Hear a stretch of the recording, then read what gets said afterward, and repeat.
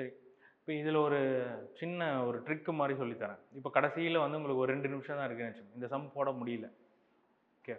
எக்ஸாம்ல லாஸ்ட் நீங்க இப்போ ஓஎம்ஆர்ல ரவுண்ட் பண்ணணும். 2 மினிட்ஸ் தான் இருக்கு. ஆனா இந்த கொஸ்டின் நான் அட்டெண்ட் பண்ணணும் அப்படின்னா, வந்து ஒரு 4 ஆப்ஷன் இருக்கு. அந்த ஆப்ஷன்ல தான் நான் கண்டிப்பா ஏதோ ஒண்ணு சூஸ் பண்ண போறேன். இப்போ இந்த கொஸ்டின்ல பாருங்க 3, 9 அது 2த்தையும் பெருக்குனா என்ன வரும்? 27. அது ஆப்ஷன்ல ஏதாவது ஒரு இடத்துல இருக்கா?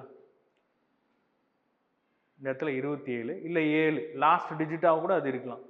ஸோ 7 அப்படின்றது வேற எந்த இடத்துலயும் இல்ல. சப்போஸ் வந்து இன்னொரு இடத்துலயும் 7 வந்தா என்ன பண்றது? அப்படின்னா அந்த மாதிரி ஒரு சம்பவமும் சொல்றேன்.